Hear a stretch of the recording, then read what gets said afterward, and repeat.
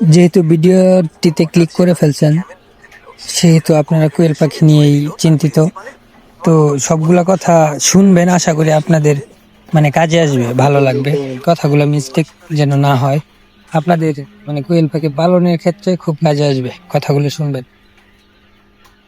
তো আসসালামু আলাইকুম গাইস, আপনারা যারা চাইতেছেন যে ছোট পরিসরে ছোট আকারে কোয়েল পালন করবেন, তাদের জন্য আমি একটা ছোটখাটো একটা উদাহরণ দিতে চাই।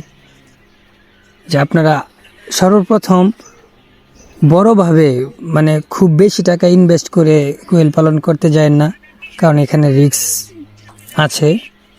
রিস্ক সব কাজের মাঝে রিস্ক আছে। মোট কথা হচ্ছে যে আপনি ছোট করে আগে জিনিসটা আওতায় আনেন, ছোট পরিসরে জিনিসটা শুরু করেন, তাহলে জিনিসটা বুঝতে পারবেন যে কিভাবে কি করলে কিভাবে লাভবান হওয়া যায়, সব কিছু এভরিথিং বুঝতে পারবেন।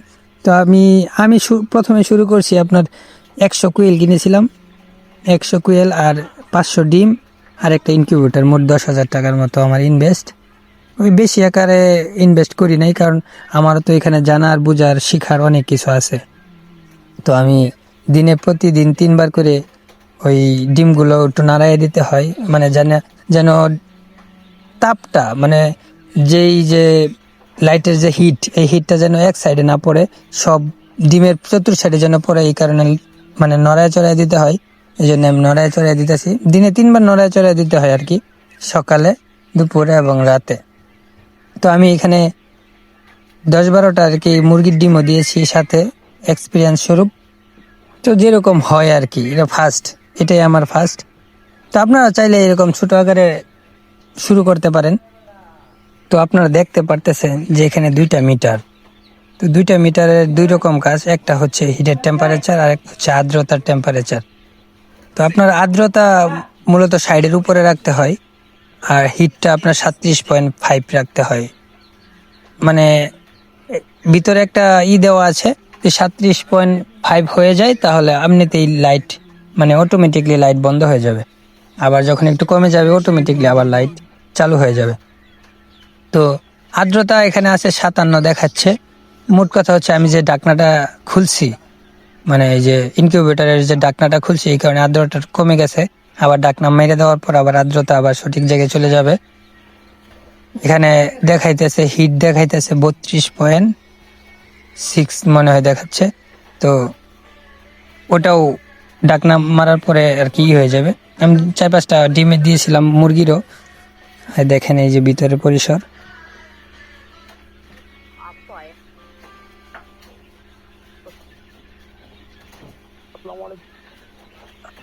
এখন ভিতরে ঢুকাই দিব আর কি, ডিমগুলো লাড়ানো শেষ, নড়াই চড়াই দেওয়া শেষ, ভিতরে ঢুকাই দিব।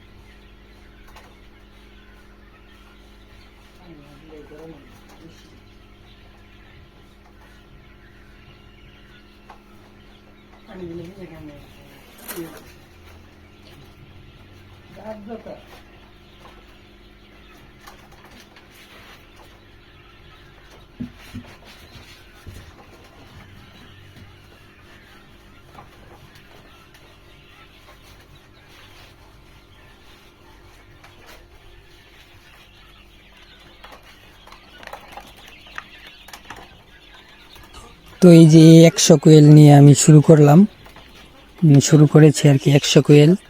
আর নিচে আরো 2টা খোপ আছে যেগুলাতে কোয়েল দেব, আর ইনকিউবেটর থেকে বের হলে আর কি বাচ্চাগুলো ফুটার পর ওইগুলাতে দেব। উপরের একটা 100 দিয়েছি, আর নিচের এখানে 100 দিব, আর এখানে 100 দেব।